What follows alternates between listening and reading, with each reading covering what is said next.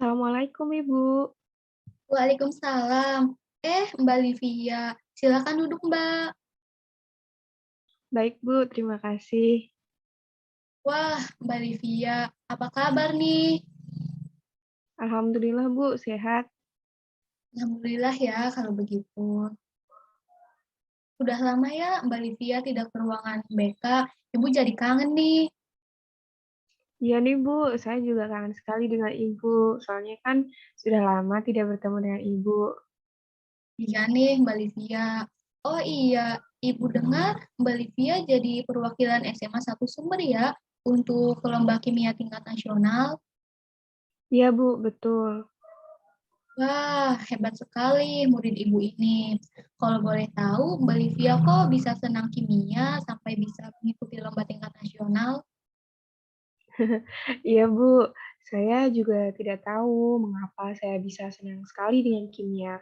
Mungkin karena sejak SD saya sudah sering mengikuti lomba seperti lomba Calistung waktu kelas 2, terus ada lomba 2SN MIPA waktu kelas 4. Jadi dari situ saya mulai menyukai kimia, Bu. Karena setiap lomba alhamdulillah selalu juara. Dan memasuki SMP sampai sekarang, saya sering mengikuti lomba kimia. Oh, berarti sudah sejak SD ya? Tentu saja, Ibu lihat Mbak Livia seperti tidak ragu lagi kalau mengikuti lomba kimia. Ah, Ibu bisa aja nih. Saya kan jadi malu kalau dipuji terus sama Ibu.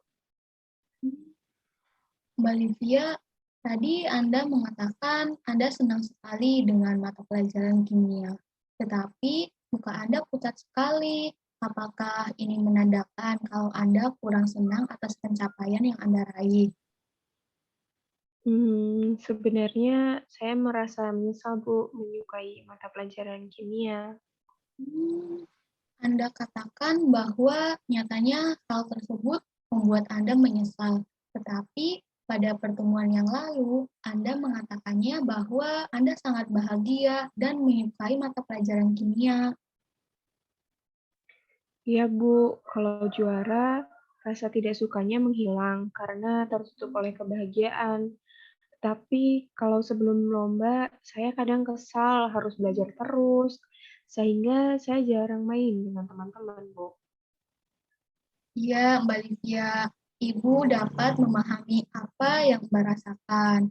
Tetapi ini kan untuk kebaikan Mbak Livia agar dapat juara lomba tersebut.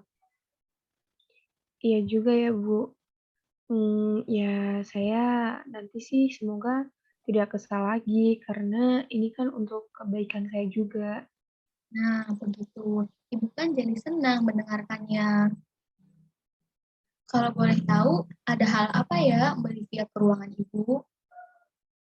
Saya ke ruangan Ibu ingin konseling, Bu, tetapi saya merasa tidak enak dengan Ibu. Saya merasa malu, Bu. Baik, sebenarnya Anda tidak perlu khawatir. Di sini Ibu sebagai konselor pasti akan menjaga kerahasiaan konselingnya. Sungguh, tadi saya merasa malu untuk mengatakannya. Tapi baiklah, saya akan menceritakan semuanya kepada Ibu. Bagus sekali. Anda sudah mulai terbuka dengan Ibu. Iya, semoga setelah saya terbuka, Ibu dapat memberi nasihat kepada saya. Baik, Mbak Livia. Tetapi, asal Mbak tahu ya, dalam proses konseling Ibu tidak dapat memberikan nasihat, tetapi di sini Ibu hanya memberikan solusi dan mencarikan jalan keluarnya. Bagaimana Mbak Livia? Sudah mengerti? Iya, baik Bu, saya mengerti. Baik, Anda bisa mulai bercerita apa saja yang akan Anda ceritakan. Saya bingung Bu, mau cerita mulai dari mana, karena masalah yang saya hadapi banyak sekali. Jadi sepertinya tidak cukup kalau cerita hari ini saja. Baik, sebetulnya tidak masalah kalau Anda mau cerita banyak. Tetapi karena proses konseling ini hanya dilakukan selama 2 kali 30 menit dalam satu sesi, jadi bisa dilanjutkan di lain hari ya. Baik Bu, saya mengerti. Baik, untuk mempersingkat waktu, Anda bisa menceritakan apa saja masalah yang sedang dialami saat ini. Jadi begini Bu, menjelang pelaksanaan lomba, banyak sekali cobaan yang saya hadapi. Seperti keadaan rumah yang tidak kondusif, pacar saya yang jarang ngabari saya, lalu teman-teman saya di kelas sering menggibahkan saya, Bu.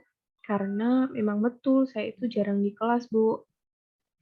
Hmm, dalam masalah yang Anda katakan, setidaknya ada 3 permasalahan, yaitu masalah belajar sebelum persiapan lomba, masalah hubungan Balivia dengan pacar, dan masalah dengan teman-teman Balivia di kelas.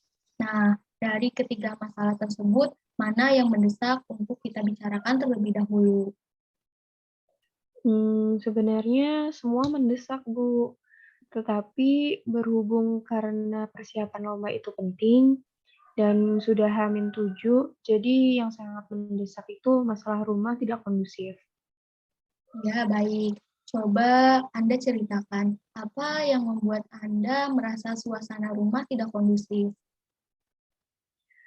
Jadi gini Bu, pokoknya saya tuh merasa benci, kesel sama kakak saya Bu, kesel banget pokoknya.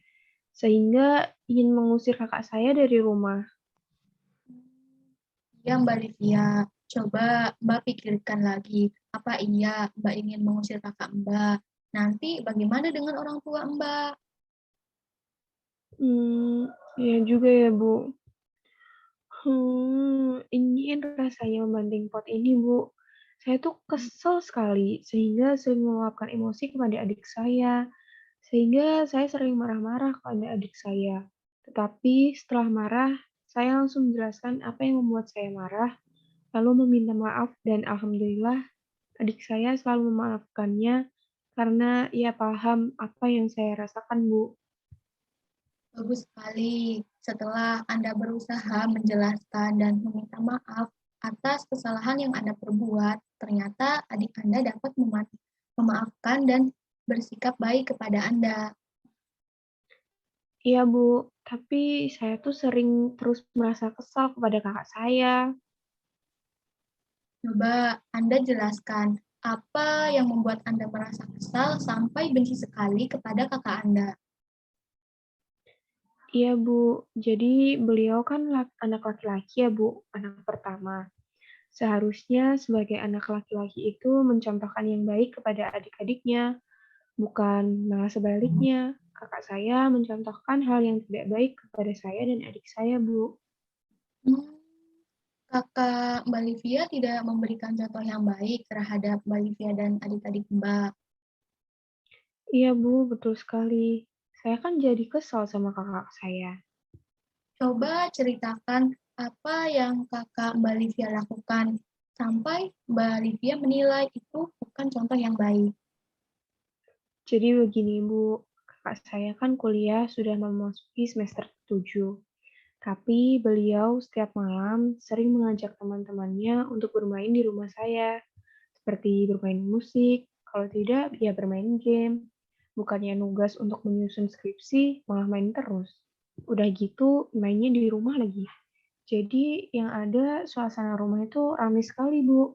Rasanya ingin memarahinya, tapi tidak enak. Mau ngadu ke ibu apalagi, karena kan kakak saya kesayangannya, Bu. Anak laki-laki satu-satunya. Jadi setiap malam saya belajar tidak bisa fokus, Bu. Saya merasa sedih dan tidak nyaman. Baik, Mbak Livia. Ibu dapat memahami apa yang Mbak Livia rasakan. Berdasarkan apa yang Mbak Livia ceritakan, apa yang dilakukan saat mengatasi suasana tersebut. Ketika saya menghadapi masalah tersebut, saya selalu menghindar dari keramaian, seperti saya pergi dari sini ke rumah nenek, karena di rumah nenek hanya ada nenek dan babysitter yang merawatnya, sehingga di tempat itulah saya dapat fokus belajar. Baik, bagus sekali. Jika Anda sudah dapat menyesuaikan suasana tersebut, maka Anda dapat belajar dengan nyaman. Terkadang jika saya pergi ke rumah nenek, kakak saya selalu menelpon saya. Beliau selalu mengatakan bahwa beliau sangat cemas karena jarak dari rumah cukup jauh, Bu. Hmm, ya, setiap kakak pasti menyayangi adiknya. Sudah barang tentu merasa cemas ketika mendengar adiknya pergi keluar rumah sendiri. Lalu jaraknya juga cukup jauh. Iya, Bu. Tetapi setelah ini pasti besoknya kakak saya mengulangi lagi. Sehingga saya itu kadang merasa bingung. Apa saya bilang ke orang tua saja secara baik-baik agar kakak saya tidak dapat mengulanginya lagi. Kalau seperti ini, Ibu setuju. Coba Anda ceritakan kepada orang tua Anda mengenai masalah ini agar semuanya menjadi baik-baik saja. Baik, Bu. Setelah ini akan saya ceritakan semuanya kepada orang tua saya. Sebelumnya, terima kasih ya, Bu. Maaf sudah mengganggu waktunya. Ya, Mbak Livia, sama-sama.